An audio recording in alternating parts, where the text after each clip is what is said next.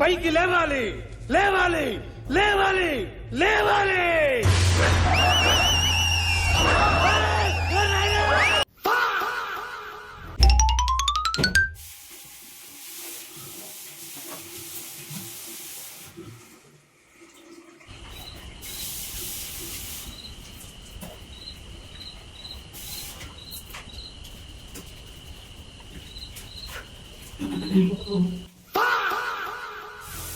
Helikopter, helikopter.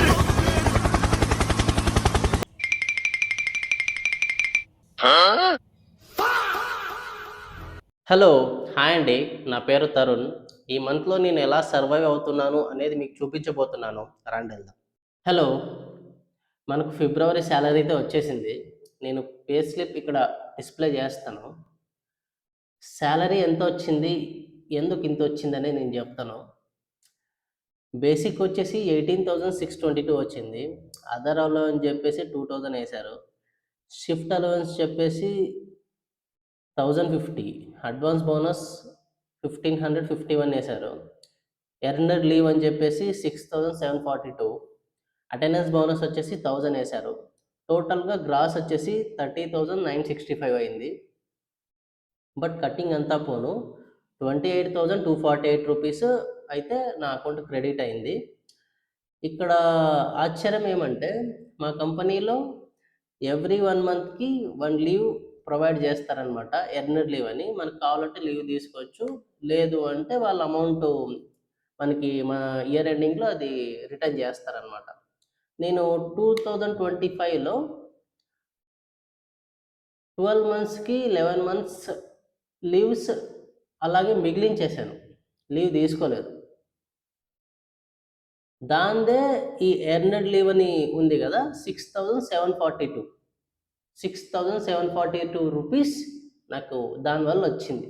అంటే 11 months కంటిన్యూగా వెళ్ళాను వర్క్కి, ఎక్కడా లీవ్ పెట్టకుండా. ఓన్లీ 1 డే లీవ్ అప్పుడెప్పుడో తీసుకున్నాను, అది గుర్తులేదు ఎప్పుడు తీసుకున్నాను అనేది.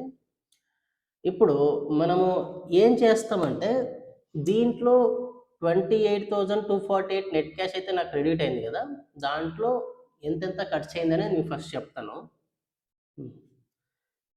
శాలరీ అయిన వెంటనే నేను చేసిన పని ఫస్ట్ రీఛార్జ్ చేసుకున్నాను 302 రూపీస్. ఎందుకంటే మంత్ ఎండింగ్ కదా, రీఛార్జ్ ఎప్పుడో అయిపోయింది కానీ మనమే లేట్. తర్వాత ఇంటికి 5,000 వేసాను. నెక్స్ట్ నేను గతంలో అప్పు తీసుకునేంటి 10,000 దానికి పే చేశాను. తర్వాత మా రూమ్మేట్ రెంట్ ప్లస్ కొంచెం లాస్ట్ మంత్ బాకీ ఉంటే అది కూడా పే చేశాను అనమాట. అది వచ్చేసి 6,623 రూపీస్ అయిపోయింది. తర్వాత ఈ స్నాక్స్ అవి ఇవి ఫుడ్ టిఫిన్ కిట్లు అని చెప్పేసి ఒక 70 రూపీస్ ఖర్చు పెట్టేశాను. ఇదనమాట మన మైనస్ ఎంత అయింది ఆ 28,000లో. ఇప్పుడు నేను అంతా పోను ఎంత అయింది అనేది ఇక్కడ డిస్ప్లే చేస్తాను. నెక్స్ట్ ఏంటంటే నేను ఎందుకు ఇవన్నీ చెప్తున్నానంటే మన డైలీ లైఫ్ ఎంత ఖర్చు అవుతుంది, మనం ఎంత హెల్తీగా ఉన్నాం, మనం ఏం చేస్తున్నాం, డబ్బులు ఎలా ఖర్చు పెడుతున్నాం, దీనికోసం అనమాట. మనకు జస్ట్ ఒక లెక్క ఉంటుంది, మనం డైలీ ఏమేం చేస్తున్నాం, ఏం యాక్టివిటీస్ చేస్తున్నాం అనేది కూడా మనము ఒక షెడ్యూల్ మాదిరి పెట్టుకుందాం అనేది ఒక జస్ట్ ఇంతే. నా కాన్సెప్ట్ అనేది ఇంతే. ఓకే, ఈ రోజుకైతే ఇంతే. నా దగ్గర మిగిలిన అమౌంట్‌లో నేను నా డైలీ యూజెస్‌కి యూజ్ చేసుకుంటాను అది. డైలీ ఎంత ఖర్చు అవుతుంది, నేను డైలీ ఏం చేస్తున్నాను, నా యాక్టివిటీస్ ఏంటి అనేదంతా నేను మీకు చెప్పబోతున్నాను డైలీ. ఓకే.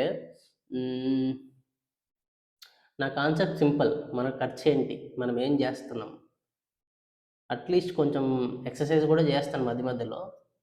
ఓకే, ఇదే సింపుల్ కాన్సెప్ట్ అంతే.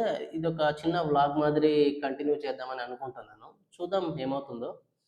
ఎవరికైనా ఇంట్రెస్ట్ ఉంటే లైక్ చేసి సబ్స్క్రైబ్ చేసి సపోర్ట్ చేసుకోండి.